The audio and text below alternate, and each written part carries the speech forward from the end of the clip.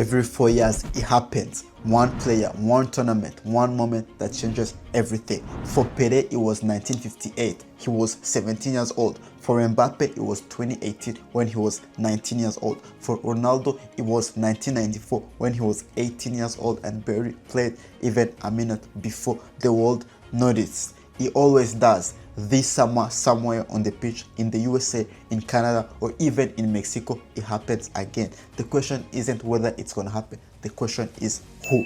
And I've spent weeks answering that question, scouting, watching matches, digging into stats that most people don't know even that exist. And I've found them. I've found 11 players with 10 different nationalities, all playing their first World Cup. I found a teenager from Belgium that Bayern Munich, Dortmund, Tottenham are all fighting over. A striker from Mexico that just broke Chicharito record that was set in 2009, playing at home in front of 80,000 fans. A goalkeeper who just shot England at Wembley. One of these players is going to have their Mbappe moment this summer. So in today's video, I'm presenting you my World Cup Young 11, and trust me, you're hearing these names before the world noticed. Before we start, let me explain you the rules. So these players are all under 23 years old and are playing their first World Cup. And of course, I'm not choosing players like Yamal, Kubarsi, or even Hendrick. Those players, you already know them. This is 11 that the world hasn't discovered yet. Let's start in goal. When was the last time Japan beat England at Wembley?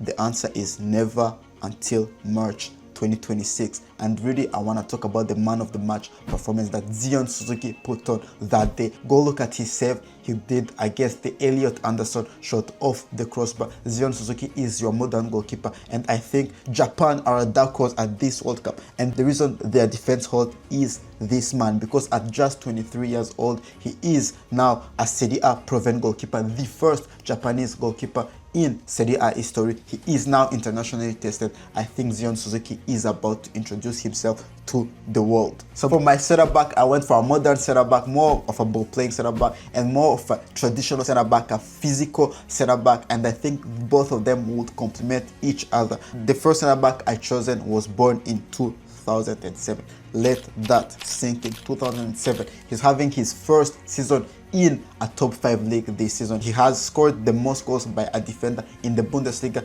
this season. He's even had his first senior call-up with Croatia this season. He's even scored his first goal for Croatia against Colombia in March. Also, even the Croatia assistant manager has confirmed that he will be at the World Cup and he will start. Big teams like Bayern Munich are already monitoring him. I'm talking about Luka Vuskovic. Luka Vuskovic is your modern center back, excellent in both boxes. And I think after the World Cup, there is a world in which where Luka Vuskovic could be starting alongside Upamecano in that Bayern team, or maybe alongside Paul Kubarsi in that Barcelona team. That's how highly he is rated, because I think Luka Vuskovic is about to become the breakout center back of the tournament.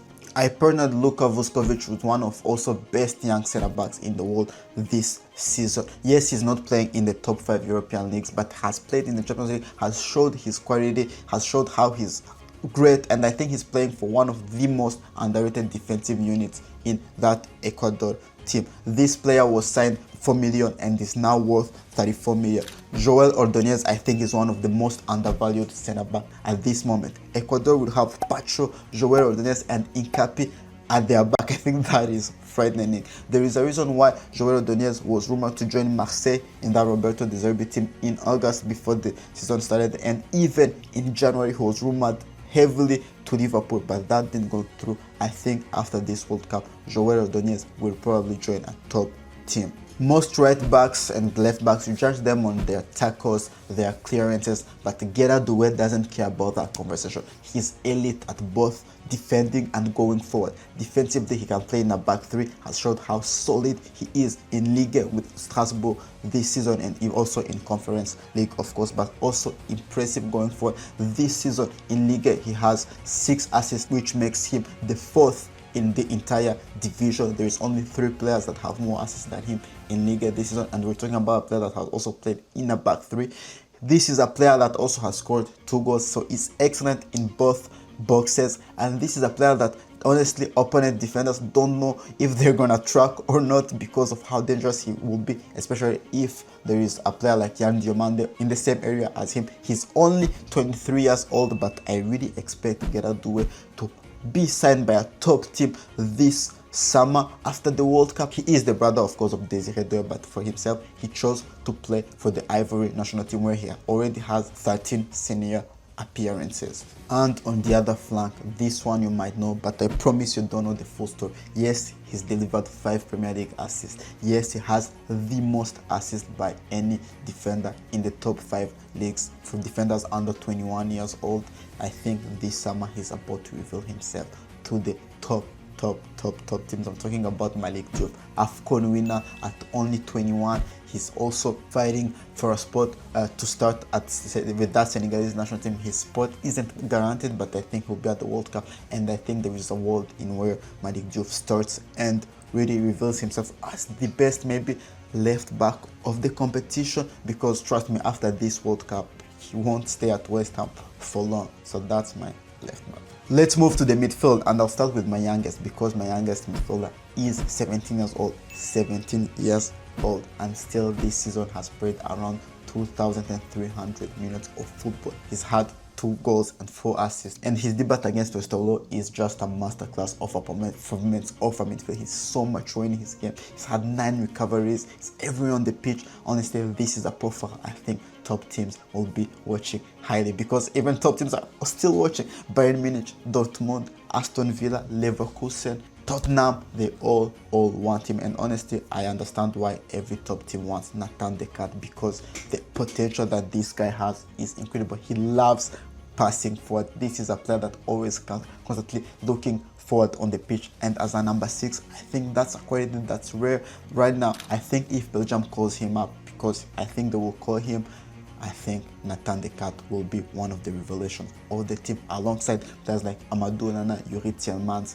You have to keep an eye on Nathan Decat, and if they call him up, he becomes the youngest player at the World Cup. So remember that. Next to him, I chose a different profile, more of a destroyer, because I think every great team needs a destroyer, someone who makes the machine run, and Switzerland have found theirs in Johan Manzambi, and no one is talking about him this season. In Bundesliga, he has scored 4 goals from defensive midfielder and delivered 2 assists. I think it's excellent. Constantly putting man of the match performances. Go watch his performance against Bayern Munich this season. This is a player I think that will reveal himself to the world, especially alongside Granit Xhaka in that midfield. Switzerland always make great runs in the World Cup, in the Euros, so I expect them to be also great this summer. And honestly, what I love about Johan Manzambi is that he can do everything on the pitch. Honestly, he can destroy, he can create.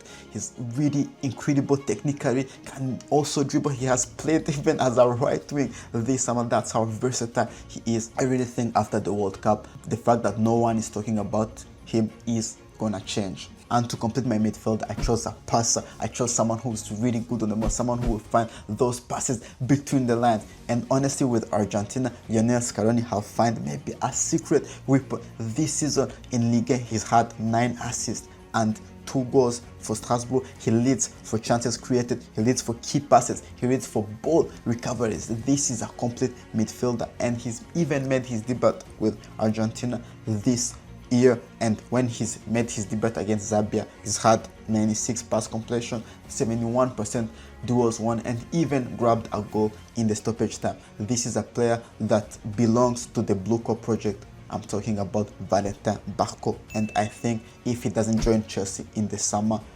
a big team will be calling, and you would have seen it here, because someone who averages 96 pass completion on his debut, someone who will be playing for the defending champions, I think will reveal himself. And Valentin Barco is probably even one of the best midfielders in Ligue 1 alongside Vitinha and João Neves. That's how highly I rate Valentin Barco, and I think the whole world is about to notice this summer. On the left wing, I went for a player that Arsenal want, Liverpool want, and after this World Cup, I think every club is gonna want him. This season in the Bundesliga, again, 8 assists and 3 goals, 11 goal contribution in 25 appearances. He was clocked at 35.98 km/h, which makes him one of the fastest players in Europe. He leads Bundesliga for sprints and crosses. He even made his debut with also Ivory Coast this year. He's even came in as a super sub in the AFCON, and for me, he impressed me.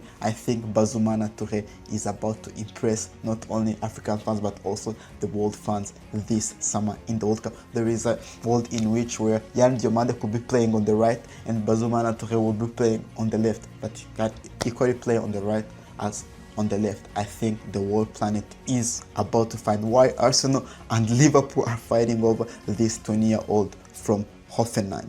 And on the right wing, I chose a player that I discovered honestly in February because he joined the Premier League in end of January, I can even say in February, and in March he had already scored his first goal. He even got one call-up with Brazil in March. I think he will be Brazil's attacking threat on the wing. Just after joining the Premier League, Ryan has averaged 0.4 goal contribution in the Premier League so far. He's amongst the top Brazilian-born players to have those numbers. He's made his Brazil debut as I said, and honestly, under Carlo Ancelotti in that Brazilian national team, they will need a player that will be fast, direct, and relentless, and Ryan is that player. And what I like the most with Ryan is also he has that eye for the goal. He is efficient in front of the goal, so I think Ryan is about to become maybe Brazil's top scorer at this World Cup. Let's see.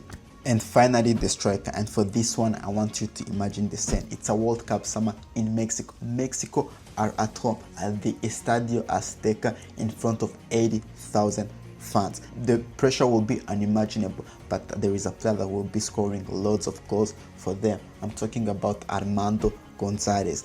This season, Armando Gonzalez has finished as the joint top scorer of the Mexican League. He's even scored a hat-trick against Atlas in the Clásico, which is the biggest game in Mexico, at just only 22 years old. Again, his nickname is La Hormiga, which means the ant, which means that he's small, fast, and unstoppable. I think La Hormiga will start for Mexico even in front of names like Raúl Jiménez and Santiago Jiménez, and will score lots of goals. I see him joining maybe a Serie A team. Maybe why not replacing Lautaro or Marquis Thuram if they leave Inter or any other Serie A team. His playing style reminds me really of the old Serie A strikers, and I see him joining Serie A team. So that's my striker. I'll give you also three names that just missed out.